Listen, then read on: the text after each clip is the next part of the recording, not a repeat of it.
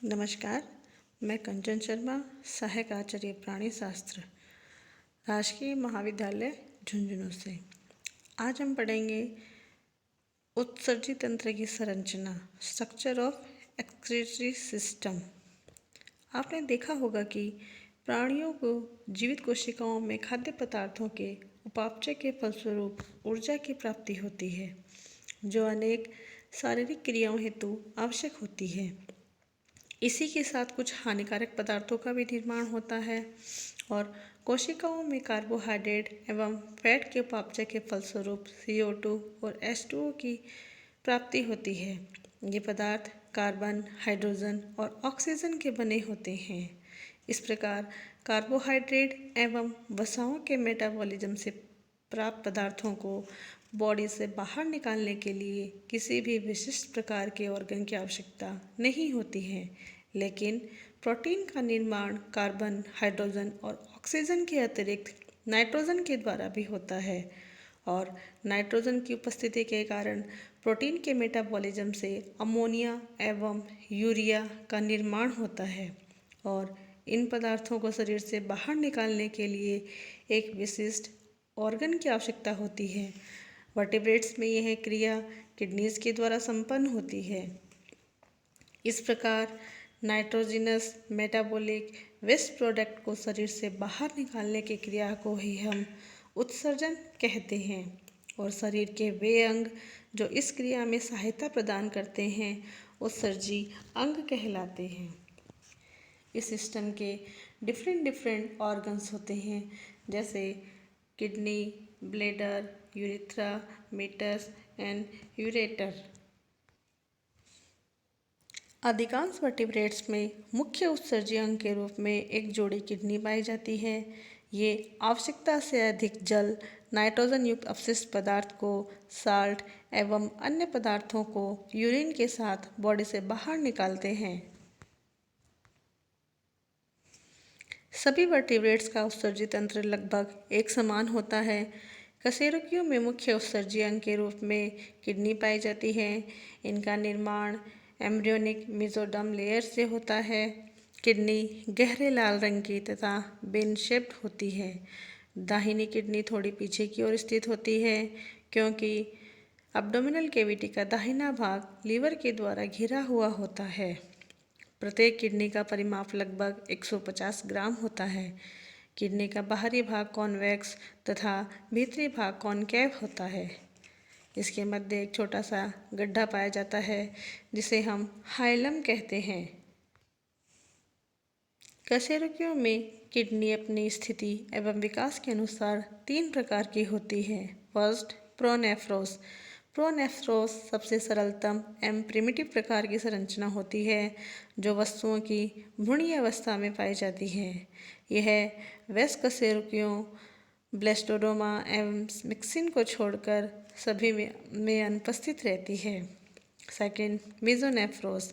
यह रेप्टाइल्स, पक्षी एवं स्तनी वर्ग के जंतुओं की भ्रूणावस्था में पाई जाने वाली क्रियात्मक संरचना होती है। वेस्ट कशेरुकियों में यह मुख्यतः पेट्रामाइजोन, फिशेज एवं एम्फीबिया जंतुओं में पाई जाती है। मेटानेफ्रोस। यह सबसे विकसित प्रकार की किडनी होती है, जो अडल्ट रेप्टाइल्स, पक्षी एवं मैमल्स वर्ग के जंतुओं में पाई जाती है। मनुष्य में उपस्थित किडनी मेटानेफ्रोस प्रकार की होती है। इस प्रकार प्रत्येक किडनी के हाइलम से एक नलिका मूत्रवाहिनी के रूप में निकलकर एब्डोमिनल कैविटी में नीचे की ओर जाती है। दोनों किडनीज की मूत्रवाहिनियां एब्डोमिनल कैविटी के पश्च भाग में स्थित एक थैली समान संरचना में खुलती है, जिसे हम यूरिनरी ब्लैडर कहते हैं। प्रत्येक किडनी के हाइलम से एक नलिका मूत्रवाहिनी या यूरेटर के रूप में निकलकर एब्डोमिनल कैविटी में नीचे की ओर जाती है।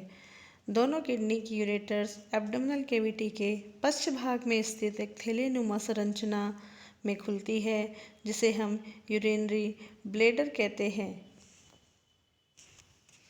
यूरेटर अप्रोक्सीमेटली 6 से 7 इंच लंबी होती है, जो प्रत्येक किडनी से अटैच होती है।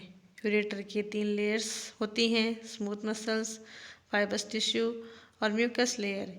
यूरेटर की स्मूथ मसल्स में रिदमिक कॉन्ट्रैक्शन से पेरिस्टाल्टिक मूवमेंट होती है, जिससे यूरिन ब्लैडर में आता है।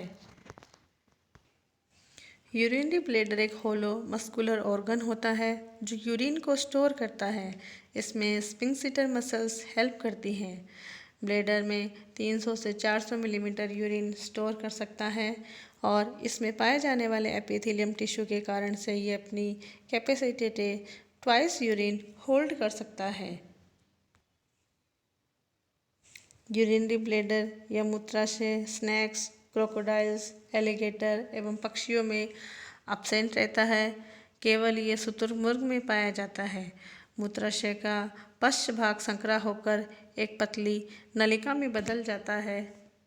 नर जंतु में यूरिया एक यूरोजेनिटल अपर्चर द्वारा बाहर की ओर खुलती है।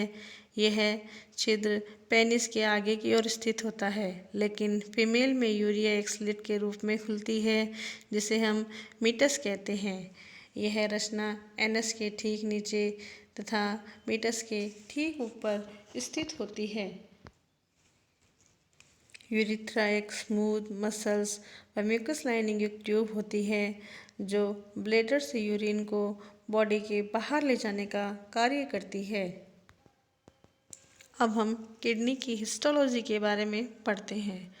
प्रत्येक किडनी की सेल्स्टल कार्ट का अध्ययन करने पर इसमें एक बाहरी कॉर्टेक्स भाग तथा एक आंतरिक मेडुला भाग दिखाई देता है। कॉर्टेक्स तथा मेडुला से अनेक उभार निकले रहते हैं जो एक दूसरे में धंसे रहते हैं। कॉर्टेक्स के उभारों को हम रीनल कॉलम ऑफ पर्टिनी तथा मेडुला के उभारों को पिरामिड्स कहते हैं।